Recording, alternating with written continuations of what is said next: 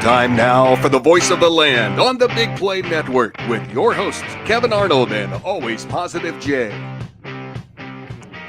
If you're watching us on replay because you chose to watch the Cavs game tonight instead of our show as we share it around social media on a Sunday night at 7 o'clock, that's all well and good. If you're watching now on replay, you're going to want to stay tuned because there could be an epic rant coming here in the first segment, but there's only going to be one segment on the Browns post-game show right here on the Big Play Network. We are the voice of the land. I'm Kevin Arnold. I am joined virtually by Always Positive Jay, still across the table from me, but virtual tonight. He had a, couldn't leave the stove couldn't take his eyes off the stove. No one else was home. So smart, just got a newer house. So, don't want to have anything happen to it. So smart of you I ain't trying to burn the house down yet, Kevin. That's a smart decision on your part. I am looking at you past another computer screen while I do look at you on a computer screen because I am going to be watching the Cavs game. So if anybody else chose to do that, again, more power to you here tonight. And I am joined almost right next to me, maybe in the same vicinity as me. I don't know. Our producer extraordinaire behind the proverbial glass, it is Peter Tellep, or we call him Audio. What Jarvis was to Iron Man, Audio is to the voice of the land. And we're just going to jump right in tonight here on the Voice of the Land. You guys know where to follow. If you don't, we'll touch on that going into the first break. But, Jay, prayers, well wishes. We don't really have any tonight. I think it's just time to just get it out of the way. It's one segment and done. We are going to fulfill our responsibilities, and then we are going to move on. Browns lose to the Ravens. Another close game. They lose their fourth game in a row.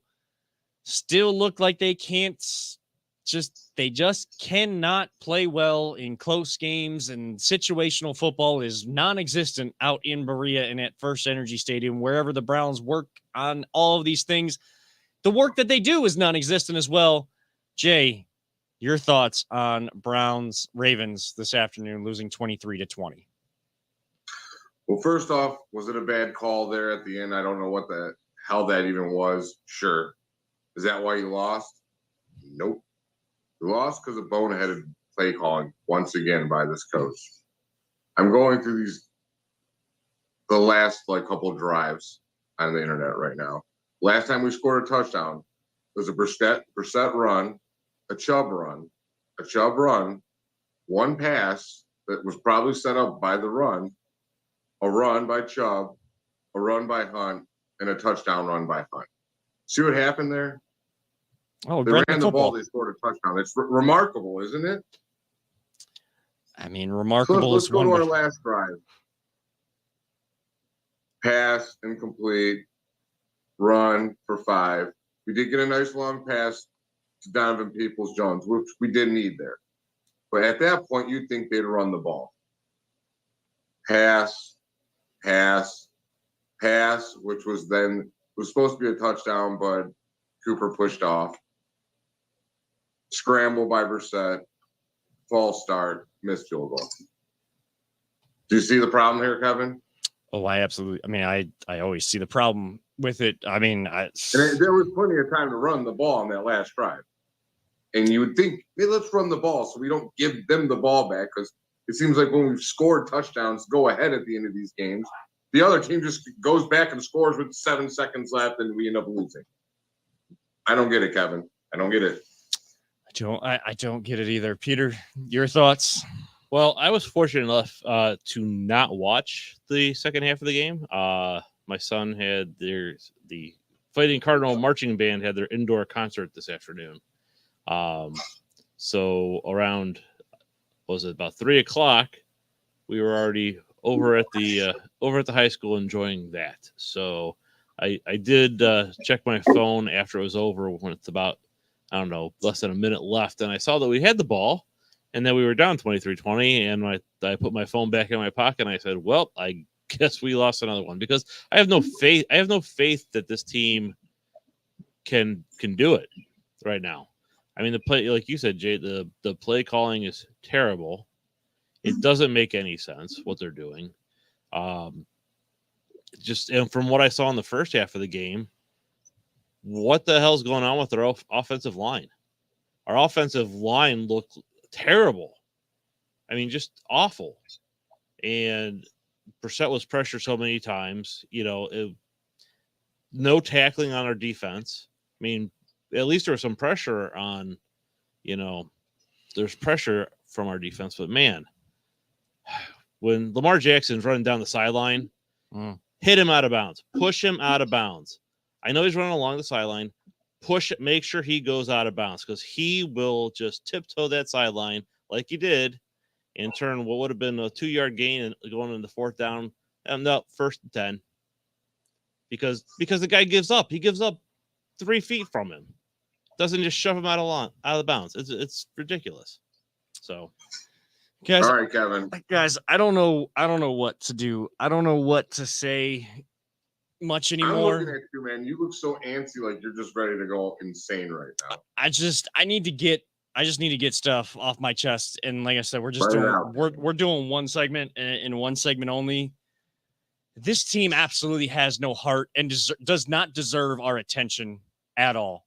The Guardians deserved our attention. The Cavs deserve our attention. And yeah, the Cavs are playing right now. They're going through their opening night pageantry, the national anthem, the introductions, which Ahmad Crump does an absolutely terrific job at, by the way.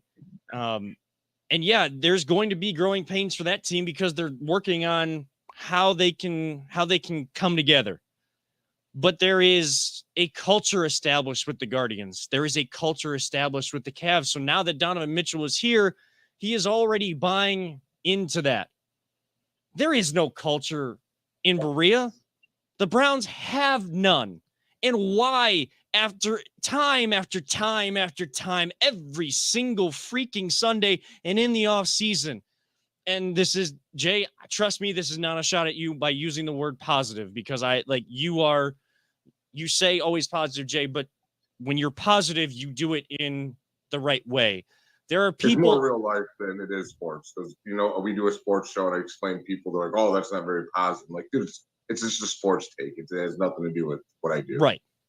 Positivity on your end is positivity for the betterment of life, for the betterment of things going on around us. Now, I always say at the end of every show, don't let anyone ever tell you it's just a game. And I mean that in the sense that sports is a way of life for me. Family, faith, friends, all of that kind of stuff, like real world stuff, is always going to be above sports. But sports is that highest extra. When Jana and I have kids, like, I'm going to tell them, whatever you're passionate about, be passionate about it. Don't let people tell you can't be. Even if that's, getting into theater, or you want to become a teacher, or you want to get into some sort of scientific field, whatever it is, don't let people tell you that your passion doesn't matter. That's what I mean when I say don't let anyone ever tell you it's just a game. Because sports is that for me. That is the passion that I have, and Cleveland is ingrained in me. That team doesn't care about that. And I know the common cliche of, well, when you start listening to the fans, you end up with them. Guess what? This team has not listened to the fans, and they've still ended up with the fans countless times, every single regime. This coaching staff does not know what they're doing. Oh, yeah, the defense kept them in it, and they forced the fumble to give the offense a chance. Guess what? Where was that the rest of the game? Where was that tenacity? Where was that focus? Where was that will, the want, the need to get your offense back on the field when they score? It's not there enough. You're letting guys run. A guy that came back from ACL surgery, and credit to him for the Ravens. They've had too many running backs go down, and I don't wish injury on anybody, but he was supposed to be getting his legs back under him, and you let him run free into the secondary countless times and score 2 touchdowns on you. Your running back was doing the same thing, if not more. As the game went on, the yardage per carry got better. You gave him an extension. Jay just said it. The drive before to get within 3 points, you ran the football and scored. I know Chubb didn't score the touchdown, but he was a key piece and the main piece that got you in that scenario to allow Kareem Hunt to come in when Chubb may have needed a break, and he got the touchdown. Hunt went for 7 yards and then the 2-yard touchdown because the offensive line and your running game was working. You go away from it too often thinking, we got to be cute, we got to pass the ball. And sure, if you want to be one of those overly positive and annoyingly positive Twitter Browns fans, Browns Twitter, which annoys the heck out of me as well. Oh, but we got screwed by a call. The offensive pass interference wasn't pass interference. The nobody moved on the offensive line on the field goal kick. Sure. But you're in this situation again because you don't keep your foot on the gas pedal when you need to. You don't stick to what's working. Defense can't tackle anybody, doesn't care. The special teams has been beat to shreds all season long, and since this time, Kevin Stefanski ain't that guy. Joe Woods ain't that guy. Mike Prefer, you ain't that guy. Jimmy Haslam, I'm looking at you. D. Haslam, I'm looking at you. You did this. You did this. And guess what? The scapegoat that everybody went to last season, he's not here, and the same crap is still going on. John Johnson III is talking during the week about guys leaving practice as soon as it ends or maybe early and not doing the extra work. That shouldn't have to be said. You are a professional athlete. Do more than what your job requires. You are getting paid way more money than every average living fan, middle class fan will ever be able to see in their lifetime. Yeah, we expect you to put in a little effort, especially in a blue collar town like Cleveland. And I know people don't like to hear that. And like, oh, why do you have to have your teams mimic the city? Well, guess what? 2 of the 3 teams do. They put in that extra work. And when things aren't going right, they find a way to fix it. They don't just say, oh, we're not good enough. Oh, we need to be better. I need to be better. I need to put this team in better positions to win. No, they don't talk about it. They go be about it. This team is not about it. And the person that everybody's waiting to come save the day, from a football standpoint, Deshaun Watson is not the only answer. And those that are just touting, having his, getting his jersey and putting pictures up and saying, oh my gosh, I can't wait to see Deshaun Watson play and be at the helm. There are people that don't want to see him because he has issues outside of football that make him not worthy of being the face of this franchise. Jimmy and D, you did that. Andrew Berry, you have put players on this team that just don't care. They sure have shown talent in the past, but they're not talented enough for this team, or they just don't put in the work. John Johnson III. All of you need some sort of help, and we need to change things, change something. And that's not a parade, and I don't mean to go at a fellow big play personality here, but we're not doing parades. If we're going to do a protest, do a protest. Yes, people have paid for their tickets this year, so you want to try to get your money back and try to sell them, get people at least in the seats. But at some point, we got to stop just giving to them because they're not going to give back to you. They don't care about you. Somehow we have to change it and send a message. Because even though what we say as fans get them in the stands, what we have said as fans, and even on shows like this and in the media, we have been more right than any organization since 1999. It is sickening. It is frustrating.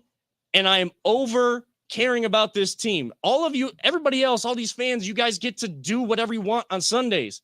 I only have to watch because it's part of the job responsibilities I was given by my job. So it makes it more frustrating for me. But the fun suckers don't get to suck the fun no more. We have a remedy, and the remedy is just tipping off right now. The remedy will start playing baseball again in March and in April. The Browns should be the third place team in this town. I know it's a football town, but it should be. We didn't post the poll this week, but the Browns should be the third or fourth place team in this town, even putting Ohio State above them, because we care so much about them. They never care about us. They never care about doing things the right way. They want to do things their way. They want to be smarter than everybody else. And look what it gets them. Back to 2-5. You got a game on Monday night. Great. We're going to be on national television next week against Joe Burrow and that offense that has found an absolute rhythm. You're going to get run out of First Energy Stadium and run straight to the unemployment line heading into the bye week. That's what's going to happen. Boy, that stadium. You know what my nephew said to me? What was it, Jay? I was at a birthday party this week, and my nephew goes, Uncle Jay, Browns lose Sunday. I'm rooting for the Bengals from now on. I don't want to get tortured like you and my dad. I'm like, you can't do that, bro. I mean, you got to go through it like us, but that's what's going to start happening. I'm telling you. And Kevin Stefanski, everyone at first, I heard, oh, his seat's not on warm, or it's not the hot seat. He's on the hot seat. And he better hope to God that Deshaun Watson is the fire extinguisher to that hot seat. Because if he's not, he's going to be the opposite. He's going to be gassed, and he's going to be on fire, and he's going to be gone. Because if that dude doesn't come here and win almost all his games and just does what everyone's hoping he does, he's got no chance. He has no chance. Like everybody said, like he would, he'd be given the year because Deshaun Watson couldn't play most of it, and it'd be kind of a just throwaway year, and whatever you get out of the year, you get. No, he makes too many mistakes when it's situational football, near end of games, and a team that has lost so many close games this year. As an NFL team, if you do things right, if you actually have a culture and you do things right, you have the right people in place, you don't lose a lot of them. You might lose a few because you're going against other teams that also do things right, and they might do a few things more right than you. But it seems like every other team does things right, and if they're going wrong, like the Ravens were late in games, being one of the teams like the Browns, giving up a bunch of points in the fourth quarter, against the Browns, it's the get right game. The Browns, it's continue to get wrong games and continue to try to suck the fun out of things. That's over. And with that, we're going to our first break. That's the end of our Browns conversation here. Yes, I know the Browns post-game show, but the Cavs are playing down 7 right now in the first quarter, but just coming off the road and everything. We'll see if they can find a rhythm. Washington playing well.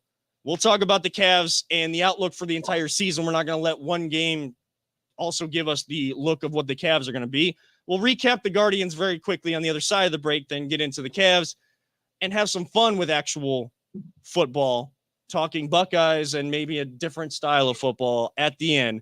This is the Voice of the Land right here on the Big Play Network. Whether you're looking to hire new talent or start a new career, Vector Technical has you covered. Vector Technical is a 28-year-old staffing firm that has helped thousands of job seekers advance in their career with reputable partners throughout Northeastern Ohio. Vector Technical is more than just a temp agency. With an above-average hire-in rate of 1 in 4 candidates, Vector works hard to connect the right person with the right opportunity the first time. Vector Technical hires for skilled manufacturing and light industrial work and is sure to have a career that you've been looking for. To learn more, visit our website at www.vectortechnicalinc.com. I'm going to take this moment real briefly to apologize to my co-host here on the Voice Land. I'm Kevin Arnold, apologizing to Always Positive Jay and Audio, our producer extraordinaire, for taking up too much time in that first segment, more of the talking time than they got to. I feel a lot better now. If you missed it, I went on an epic Browns rant. If not, if you're watching on replay, I'm sure you've already seen it, or you posted a clip on it, and that's all you got to see.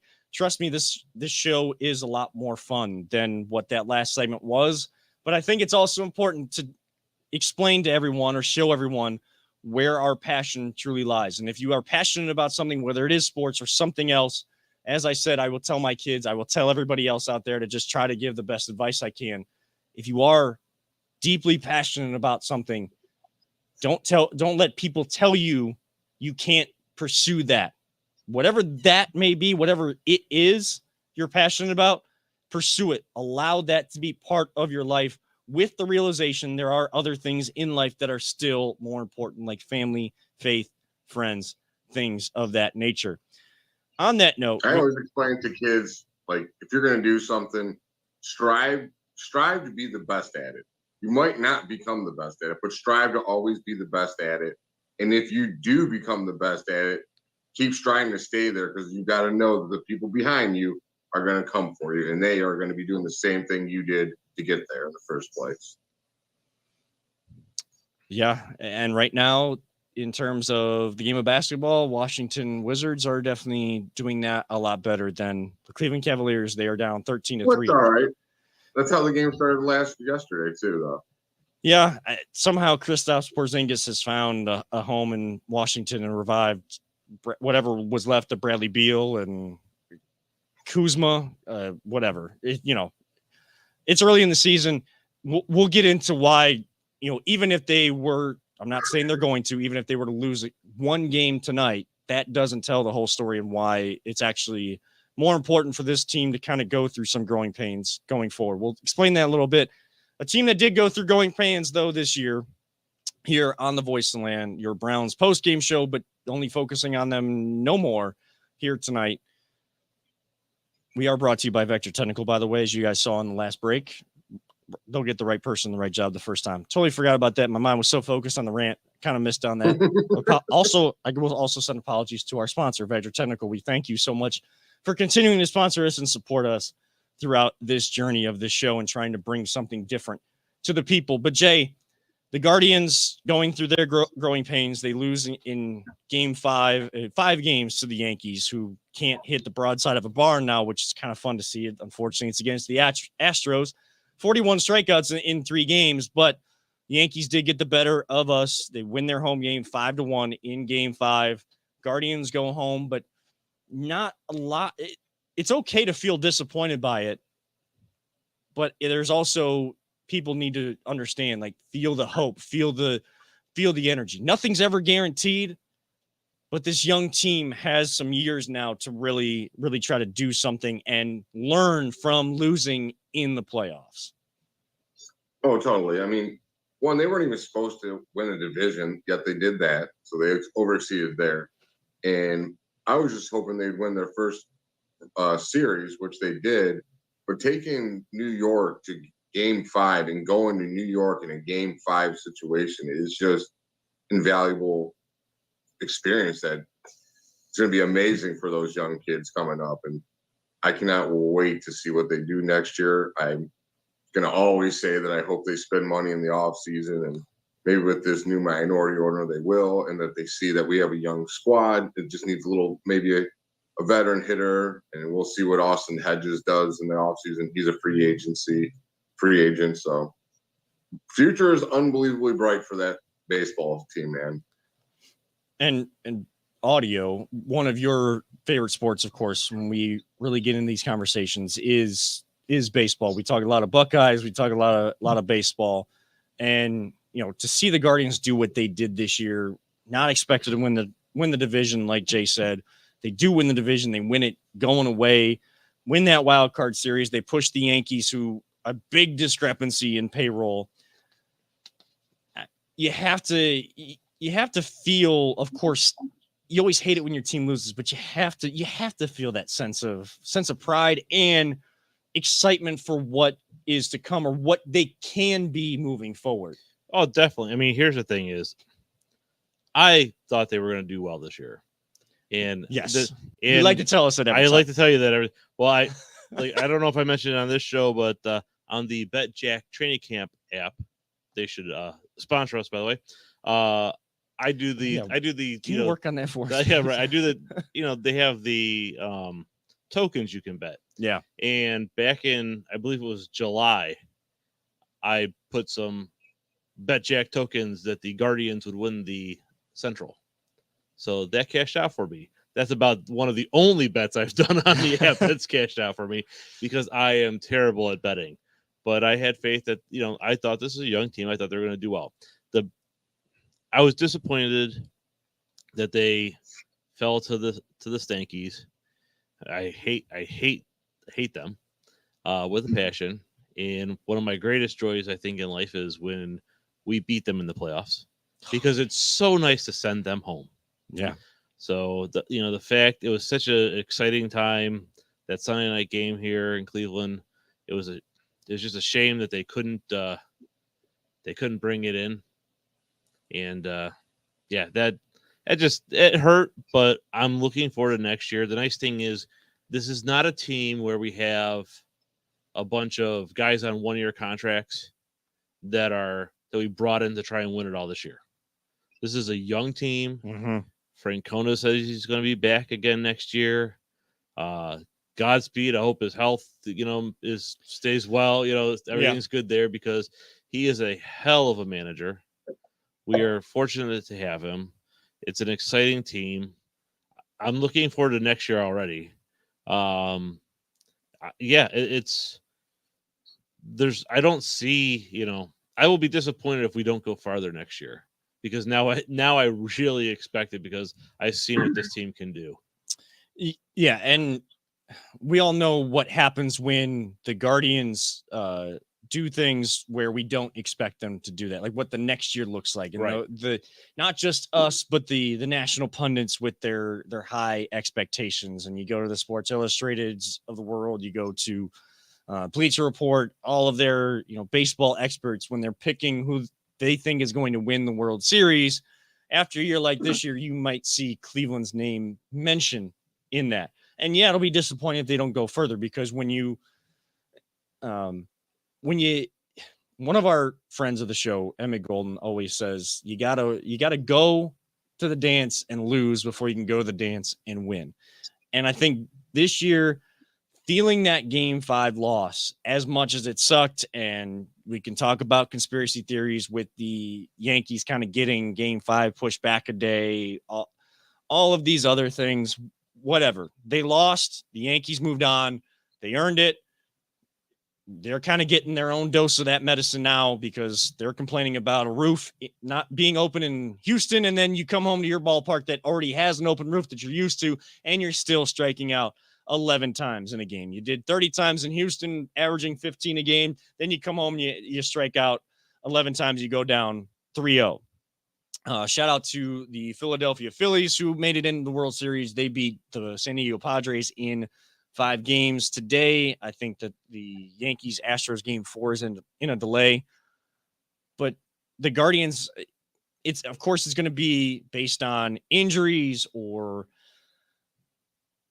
all of these other factors. Baseball is such a long year. And that's one of those sports where, hey, if they don't start the best, just like in basketball, if you don't start the best, it's a long season. You want your team to maybe not necessarily struggle mightily, but you want them to kind of go through those growing pains early so that they're at their best late. That's what this Guardians team kind of did. They shined early, but there were growing pains. They would go up about 8 or 10 games above 500, then they would drop back down, maybe even under 500. This young team started to learn, and then by the time September came around, they absolutely destroyed the Twins. They destroyed the White Sox and won their division. The crumbling White Sox. Yeah, Elvis Andrus. Stupid Elvis Andrus. I love that. I just really enjoyed that. I know. As soon as you said that, it was the opposite of what you said was going to happen. I already went on my rant. So, Elvis Andrus is long gone in the rear view mirror, but again, injuries, knock on wood, can always determine a season too. Do you guys think, real quick, do you think there will be any sort of movement to bring in that DH to kind of add that home run pop? Because I feel like having that threat from another person, especially in that DH cleanup role, with how this team plays baseball the right way and plays small ball, having that home run punch a little bit as well to add in, I think would just take this team a lot further and we saw how crucial home runs still are in the new age of baseball in the Yankee series. Will this team, early prediction now, we'll revisit this as the offseason goes on, Jay. Your thoughts as of right now, first instinct, Guardians buy a bat, yes or no? The one I want, no. Will they get someone? Yeah. They never really get the guy I want, though. They're not going to spend that much for guys like that we want. But I hopefully get someone that's pretty productive. If not, they do have some awesome prospects that they can still call up. Like, what if Bo Naylor does what he's supposed to do and he's catching for us? Yeah. That's a huge boost in the offense, man. Yeah, and you still have, for some reason the name is escaping me right now, but there are still a couple prospects down in the minors that, are kind of have that home run pop, have that spectacular baseball player element to them. But I think that there's just going to be more players that do what this team does. Like all of their prospects, all of their minor league teams, they do the same thing. They're trying to continue to bring that culture all the way through the minor leagues. So when you get up to the big leagues, these guys weren't Oscar Gonzalez, Stephen Kwan, Gabriel Arias, Richie Palacios, who was a great pinch hitter for this team this year. These young guys that made their debut, they weren't deer in the headlights until the lights became brightest in New York. I think we did see that element, but that's to be expected and not to be too far criticized. But most of the year, there's a big gap between AAA and the big leagues. These guys didn't play like it because their expectations of them coming through the minor leagues is the same as when you get with Terry Francona. And it is so great, like you said, Peter, to see Terry say, you know what, I'm coming back for another year, because this young team energized him, gave him some youthful energy as well. I had a feeling he was going to say that, but you would have understood if he stepped away because of thinking about his health and how long he's done this. Boy, one more year with Terry and this team. They play for him. They all play for each other. I'm excited for March and April. I'm also excited for right now in October all the way through April. And yes, again, the game isn't going a great way right now. It's Cavs are in a timeout. Down 6 in the first quarter, having some struggles, turning the ball over right now, coming off the road again. They had their opening night on Wednesday in Toronto, lose what felt like a playoff series or a playoff game in Toronto. Then you absolutely destroy the Chicago Bulls last night. Back to back, you got to travel. Some weary legs to be expected, but you still expect more out of this team. What can this team really be this year? We'll kind of give more of a preview of them on the other side of this break. Yes, this is a Browns post-game show on the Big Play Network, but it is just an all-around Cleveland, Ohio sports show here tonight. This is the Voice of the Land on the Big Play Network. Are you struggling to hire the right talent or maybe even find the right career? Vector Technical makes it easy. Since 1992, Vector has provided Ohio employers with a reliable process for hiring and have helped thousands of job seekers advance in their careers. Vector Technical is more than just a temp agency. We invest time to get to know each client and candidate personally. Vector places people in job opportunities that they are truly excited about. Interested in learning more? Visit our website at www.vectortechnicalinc.com to see a full list of our current job opportunities and to find out what Vector Technical can offer you.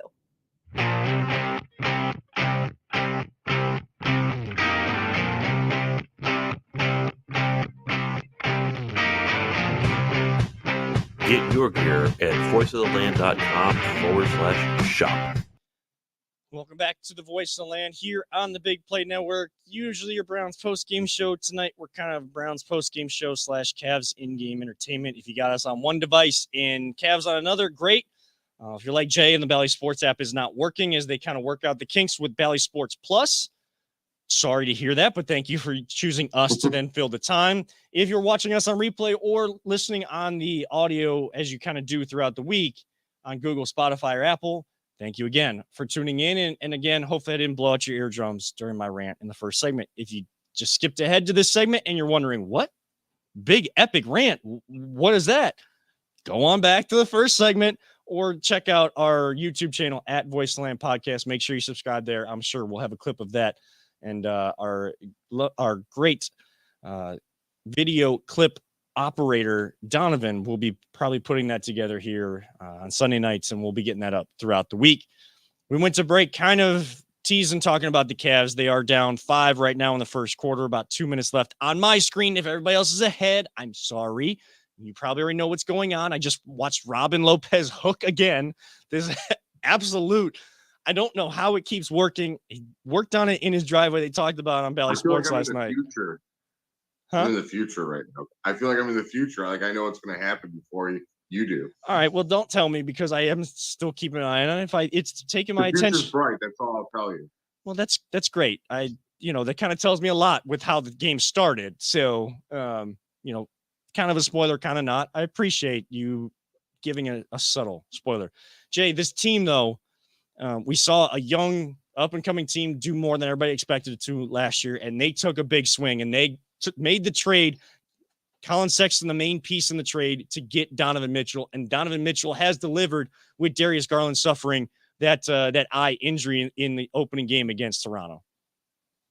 Oh, did he ever deliver, man? He's the first guy ever for our team to hit those first 2 games, 30 plus. Yeah, you see, I told you the future was bright. Take the lead. Let's go. This team I love this team so much. All right, keep going. I'm sorry. But what they did last year is pretty much what the Guardians did this year. They just totally overexceeded expectations, came out of nowhere. And like I said last year, and I'll continue saying it, if they didn't have all those injuries and they would have just stayed healthy, they could have taken anyone in that East. I was not very afraid of the East last year. Even though everyone else says they were like, the East is so good and so much better than the West. It felt like there's a lot of really, really good teams in the East, but the super elite, like how the Warriors are still in the West. It's still the Warriors. They're the beyond elite. But yeah, I think this Cavs team has an extremely bright future. They could win it this year for sure. They're young. Will they? Probably not. But they can make a good run in the playoffs. But they do have a chance to get at least to a championship. This team is stacked right now. I mean, look at Osman. Cedi Osman is just doing awesome this year. And it felt like every year this guy progressed a little more.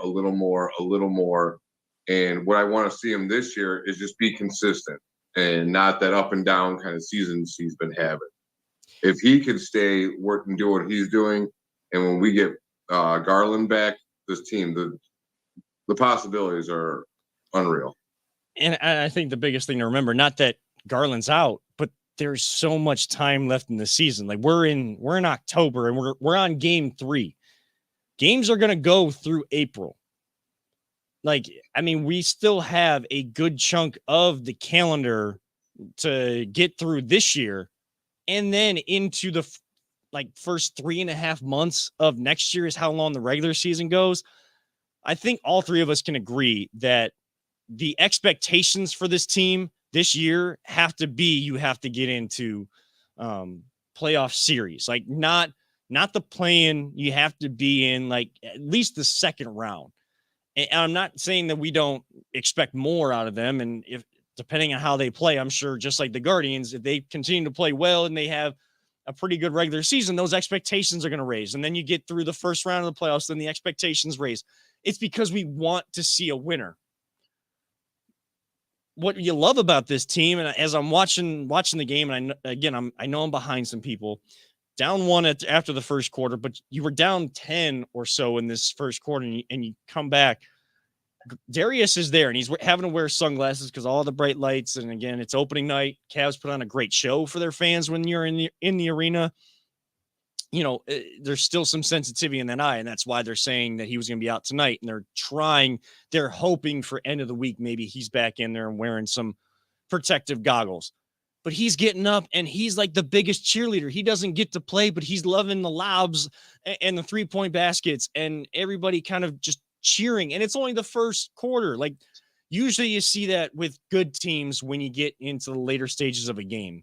Late third quarter into the fourth quarter, the team starts to get into it. It's a close game. Both teams benches are getting up. this is one of those teams that is up with each other, celebrating, helping, calling things out from the bench, talking on the floor, working on things, knowing when things aren't going right, we got to fix something, and they actually go ahead and do it.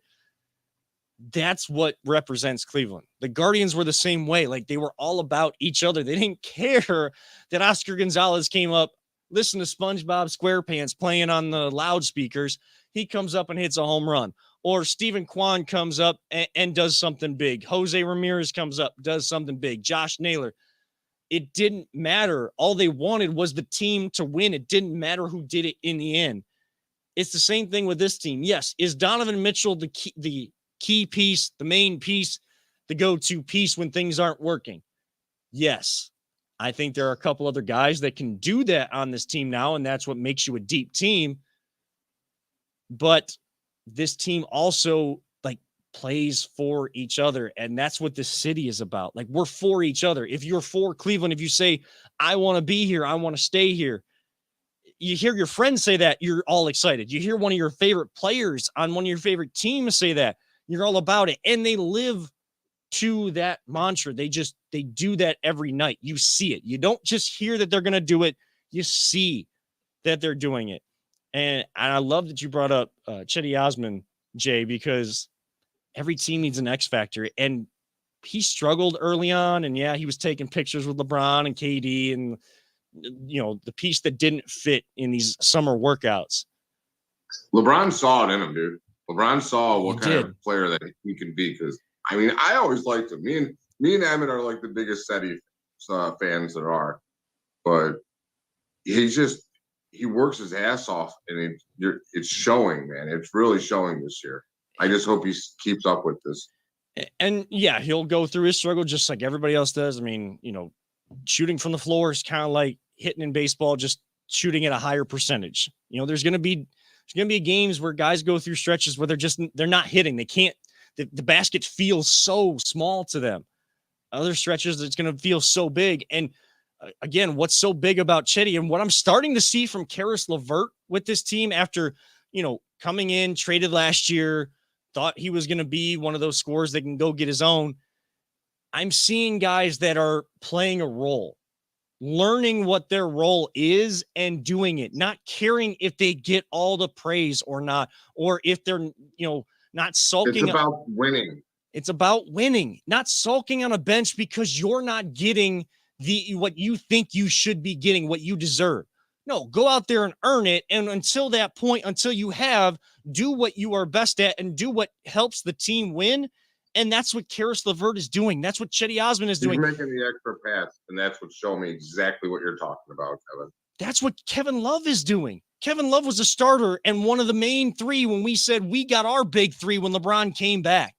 When we made the trade, we traded Andrew Wiggins away, and we got Kevin Love from Minnesota. He knows he's not at that point of his career anymore. He's willing to come off the bench. He doesn't have this big ego where he can't come off the bench. He comes off the bench. He brings energy. He gets rebounds. He takes charges. Guys that were kind of touted as a big-time player like Kevin Love was aren't the type of players that are getting in there all the time. And you know that they're not that type of guy when they don't take those kind of charges. They don't make the extra pass. They don't do the energy stuff.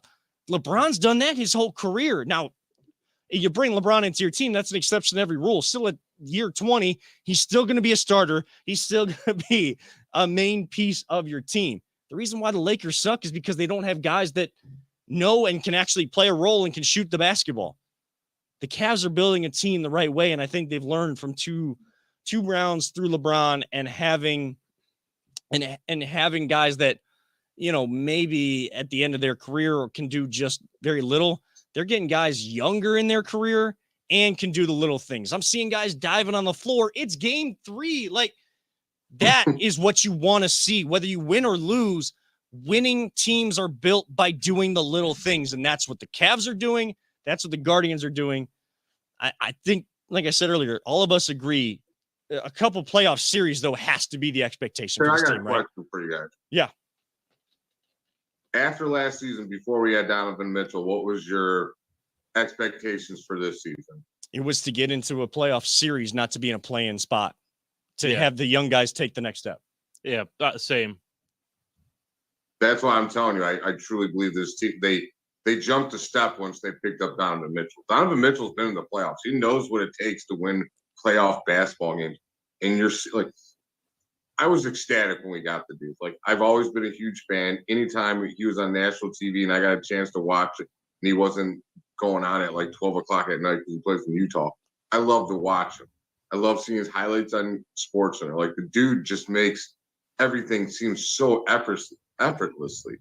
I mean, Kevin, that overhand two-hand pass to Okoro the other day, like, how beautiful is that? I mean, you saw me tweet, right? Like that Yeah, I that know. bounce pass though. Like, those are the I types mean, I stood up out of my couch. I'm like, oh, let's go. those are the types of things that get me jacked up. But again, a guy that everybody said was a volume scorer and just gonna shoot and was, kind of destroyed what Utah was trying to do. He hasn't done that right now. Again, we're only 3 games in. If things start to go, lose a couple games in a row, like what you start to see when things become most difficult, you see who people truly are. But what JB Bickerstaff and this coaching staff has built, this organization has tried to build and promote to this young core and bring as a basketball team to Cleveland is you better be on board. You better be doing the little things. And it just makes things so much more fun because they're all willing to hang out with each other and have a lot of fun. That's what you loved about the Cavs when LeBron was here, actually, when you heard that podcast with Allie Clifton and Richard and LeBron sometimes, Kyrie sometimes, like you liked hearing the fun that they were having on the plane and the little things, that kind of team chemistry. I don't think people ever realize how important that is, but it is. And the Cavs are doing that. And they're playing another good team tonight. The East is loaded this year, so it's not going to be easy. Each night is not going to be easy. You got to bring your A game, and there's going to be nights where maybe they don't, the other team does, or the Cavs do and the other team doesn't. One game isn't going to define this team. What's going to define this team is what they build and how they do get better each and every single day out on the floor. With that, we're going to switch gears. We're going to talk a little Buckeye football on the other side because I need to feel good about football at the same time as much as I feel great because basketball is my sport, baseball is my sport, and those things went well or going well this year. I got to feel good about American football. Feel good about European football this week as well. Maybe touch on that as well. One final time, this is the Voice of the Land on the Big Play Network. Are you looking for a career in manufacturing? Vector Technical has you covered. Vector Technical is a 28-year-old staffing firm that has partnered with some of the biggest and the best companies throughout Northeastern Ohio. The recruiters at Vector Technical will coach you through the entire job process and will help you land an opportunity that you are truly excited about. Vector does not add any additional fees and offers benefits as well as free online skills training through Penn Foster. To learn more, visit www.vectortechnicalinc.com and make sure to check out our job board to see a full list of our current opportunities and apply.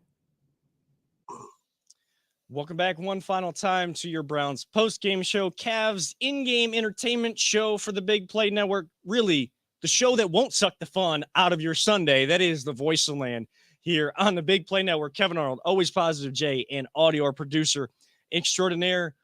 Final segment, and I think we haven't done it enough on this show just because we are, the Browns post-game show, but we have 4 segments. We should be talking about 4 teams.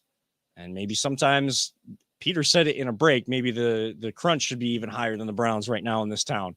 But one team that I know, while it's not easy to explain why all of us are Ohio State fans, and we're brought up to be Ohio State fans, whether we go to the school or not, we are Ohio. A lot of us are Ohio State fans, football, basketball, all the sports, but mainly the crux of it is the football season. The Buckeyes didn't look good on Saturday and still won by like 40. Beat Iowa, who had all I heard all game from Joel Klatt was, boy, this defense really playing well. They hold the Buckeyes to another field goal.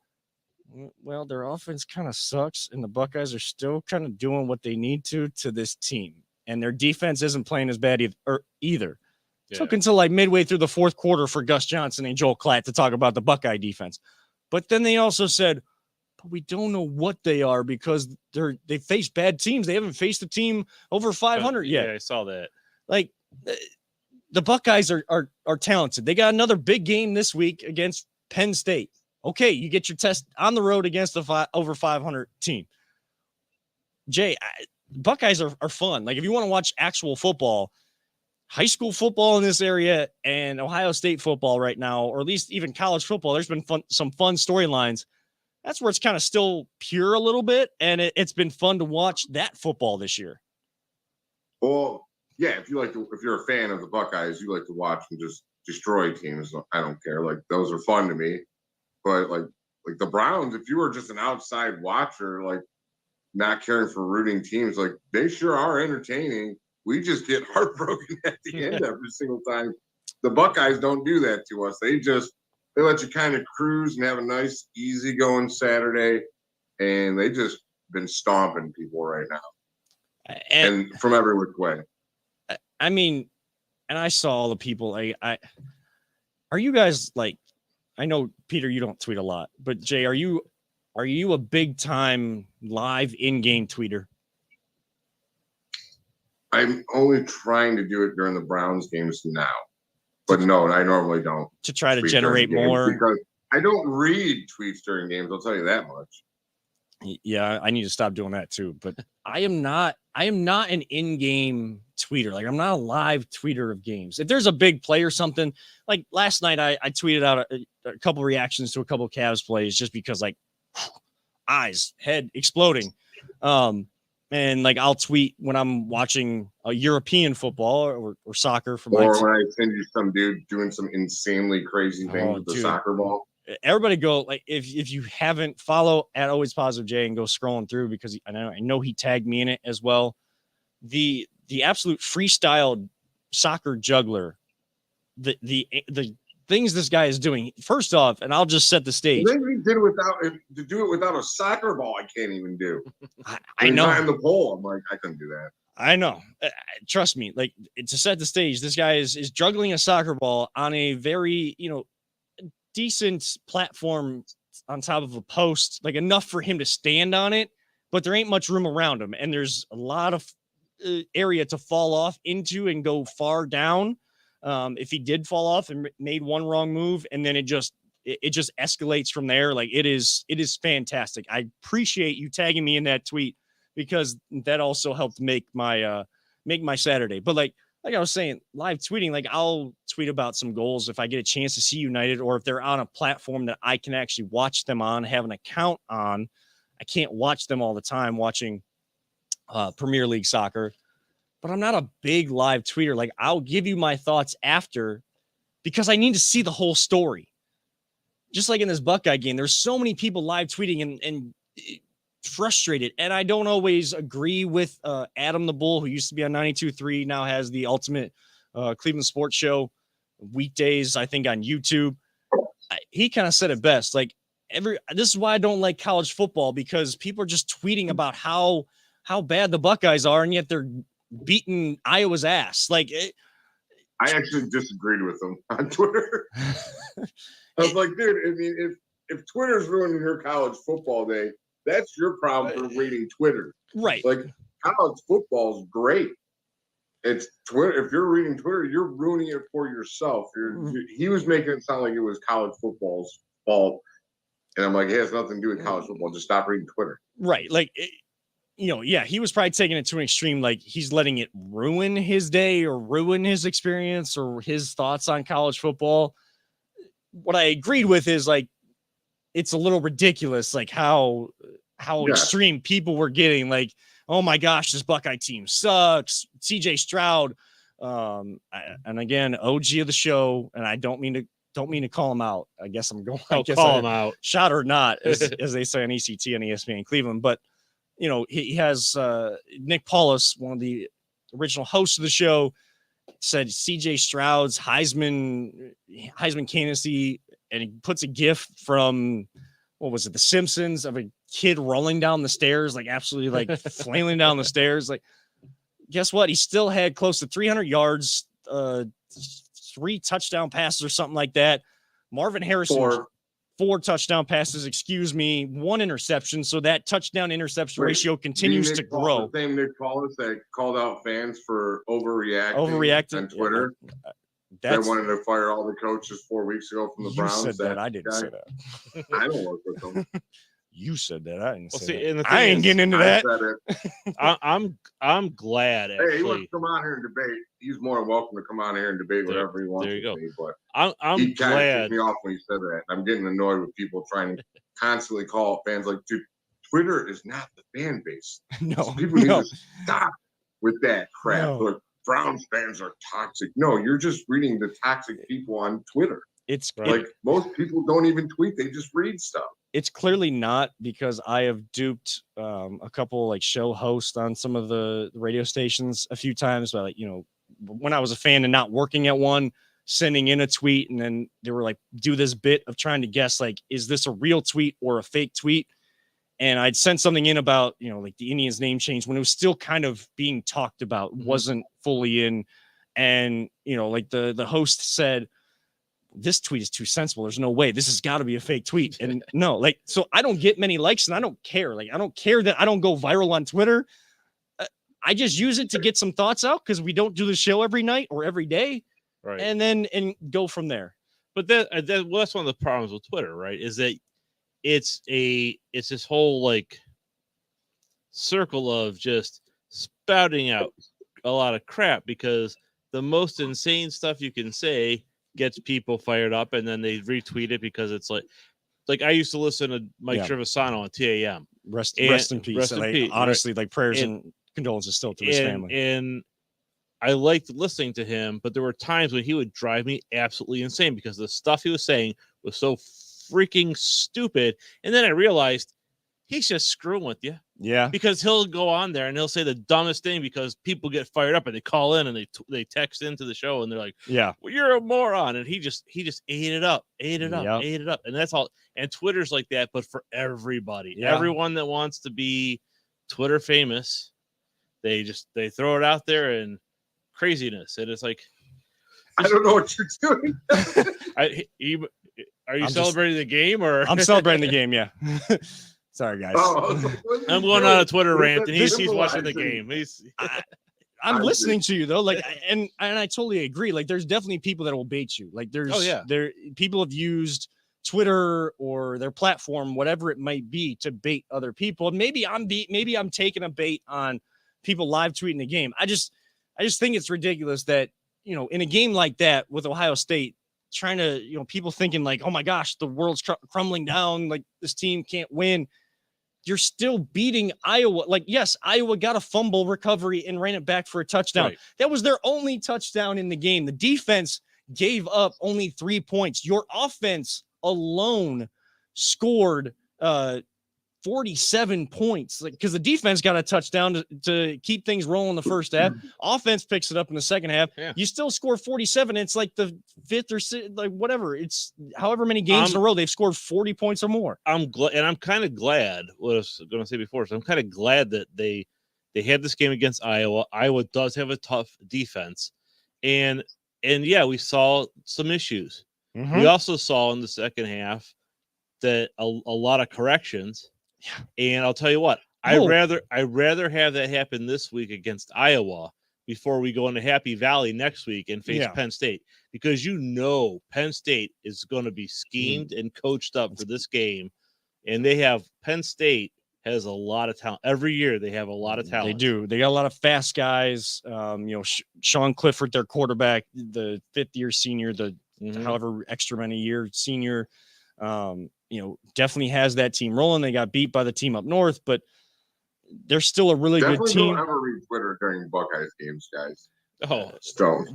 I mean, I won't. Don't worry about that. It was just like this show. We did like one moment on the Browns and went away. I did one moment of reading tweets and went away, but it was enough to just at least bring it up on the show tonight. Yeah. But yeah, I mean, I was glad. If you sat there and you just read Buckeyes Twitter, and I was like, guess the score of the game, you thought they would have lost. Oh, and it's 54-10. Like, we had. Trust me, we did it right at the apartment. My beautiful and amazing wife, Jana, and I did it right. She put up her computer. We had YouTube TV, 2 screens brought up, kind of put the HDMI cord into the TV. We had, at one point, I couldn't stand listening to Gus Johnson and Joel Klatt announce the game. Not that I don't respect what they do and think that they're really good at what they do, because they do. And Joel Klatt knows exactly what he's talking about. Gus Johnson is one of the best guys out there as a play-by-play man. Just the way they were talking, it seemed like the Buckeyes were losing, like you just said, Jay. So we put that on mute. We had YouTube TV, the NBC affiliate up, watching Man United play against Chelsea.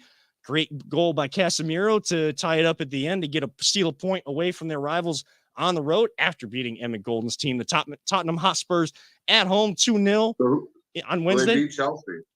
No, they tied Chelsea, but they stay in the hunt for that top 4. You want to be in the top 4 because then you get to the UEFA Champions League, and that is the ultimate tournament of European club teams each year. You got to be in the top 4 of the Premier League to make it in the next year. Last year they were not.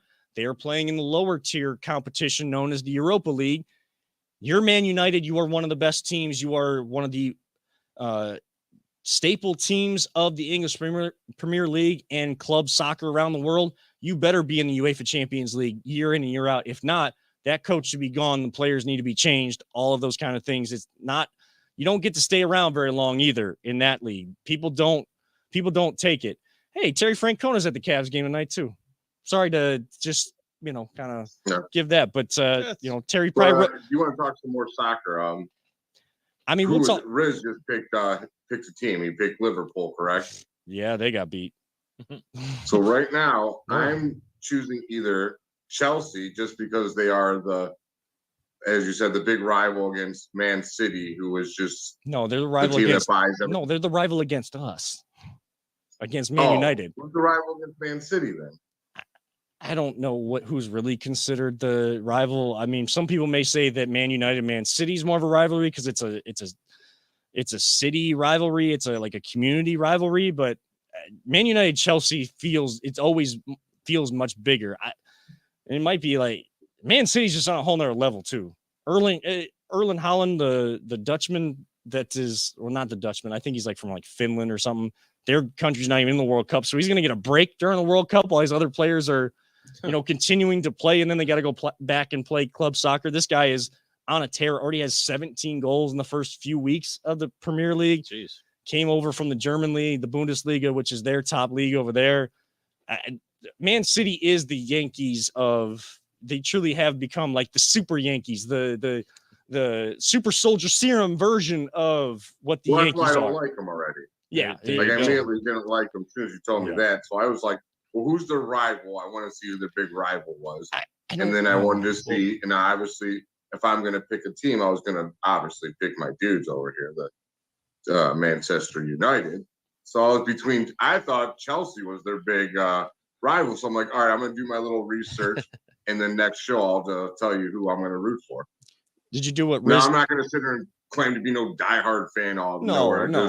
No, and learning the sport and picking someone to root for. You know what? I would say if you haven't watched it, watch Welcome to Wrexham. I still gotta watch that. I watched the first season of that. It is entertaining, and it talks a lot about moving up through the leagues, because that's kind of, they're in the National League, I think, which is the lowest tier of the professional leagues. And it was really a lot of insight on that. And it's a lot of insight that how these clubs are put together and how they're tied to the cities. It was a really good show, and it is entertaining because it's Ryan Reynolds and Rob McElhenney. So it's from Always Sunny in Philadelphia. Yeah. So it was really kind of a good show, and I'm actually looking forward to watching the next season of it already. A conversation for another show, just like the frustration of trying to keep up with so many different shows on so many different streaming platforms now. Like, streaming was such a cool thing when it first started. Yeah. A conversation for another day, but we're trying to catch up on so many other things, and then also work schedules and everything. I definitely have to watch Welcome to Wrexham, because I've heard it's a really good show. It is. And Jay, as a soccer fan and a diehard fan, and not even just of Man United, of the sport of soccer, of football, that type of football. All we're asking for from people just like you that haven't watched it, may have a certain perception of it, get to know it, learn about what makes the nuances of the sport so special. So in a 1-0 game, or as they say, 1-0 game, but people are talking about it like it was one of the greatest games of all time, one of the most exciting games of all time. You're like, how could it be? Only 1 goal was scored. Once you kind of learn about the sport, you have a better understanding why games like that are so big, or why they're talked about a lot, and why they mattered so much. Just the understanding. That's all I'm asking for. That's all I'm trying to do by bringing the sport here on the show and doing the stuff with the Crunch and just talking about it with other people that haven't dealt with soccer much. All I'm trying to do is just make people aware. That's all I want. Just be aware and like understand why it is such a great sport, and that it does have its flaws, like people flopping all over the place, which I absolutely hate. Trust me, as a diehard soccer fan, I hate that. Your guys' fans are insane over there. Yeah, a bunch of crazy people. Well, man. they talk about that in the Welcome to Wrexham It's all too. crazy, but it's somewhere right on there. They talk about the whole 2 things I hooligan, really so- like them learning. I love that they call them a squad and not a team. I think that's cool. Yeah. And I like regulation, how you can't tank pretty much. Yeah. The bottom And 3 if you teams go wanna down. learn, Yeah. so the NBA is actually considering doing this now. And I'm glad I started understanding this, and thank Emmett for explaining to us in ESPN. If you want a soccer guy, Kevin's the guy, but that's another story for another time. But yeah, I think that'd be really cool for the NBA if they would do that, where you can't tank, because then you'll just go into the G League. You can't just tank for players. You have to try, and paying fans deserve for you to try. I will say, I would love to see it too. I know there was people that were pushing back on that when that report was put out there on social media this past week into the weekend. Danny Cunningham being one of them, covering the Cavs, Congratulations to him and Cleveland, Brittany Miles on but their yes, engagement. prayers and well wishes, I think, going to Danny Cunningham and Brittany Miles for their engagement over the weekend as well. But I will say, as much as I do like the relegation, and I agree with you, Jay, that I think that it would be a good thing for American sports. What they do, it would be very tough to implement, though, because things have been done for so long. Not saying you can't change things, but that's such a big change that you'd have to find a way to kind of, bring it in and get people accustomed to it, because that's a huge change and a huge adjustment with things that have kind of gone a certain way for so long. But it would be interesting to see if any American sport ever tried to bring in relegation like that, because I don't even think the MLS does that even. So even our own American professional league of soccer doesn't do relegation like they do overseas. So, the American way of doing sports, you'd have to find a way to bring it in. I do agree, but I could go on talking about soccer all night long. Again, it took us over, and I'm sorry for that as well. To all those that deserve our time at home, I am sorry for that, but start talking about soccer, it just takes me on a whole new level. But that is going to wrap things up tonight for Always Positive Jay. I think this was a good show to do that didn't have to deal with the Browns too much, but got enough out and off of our chest. Thank you for joining, Jay. Go enjoy that lasagna that you made. That probably is amazing. For audio or producer extraordinaire, thank you for all that you do to put this show on and make us sound and look as great as we possibly can. And for all of you that have tuned in, thank you so much for tuning in. We truly love you all 3,000. I am Kevin Arnold, reminding all of you sports fans out there, as I always do, don't let anyone ever tell you it's just a game. Same thing goes for anything else you're passionate about. Don't let anyone ever tell you you can't do something. Just go do it if you really want and are interested in doing it. And don't talk about it, be about it. And live life all gas, no brakes. We will see you all next week here on the Big Play Network as your Browns, I guess, pregame show next week with a Monday night game. This is the Voice of the Land on the Big Play Network.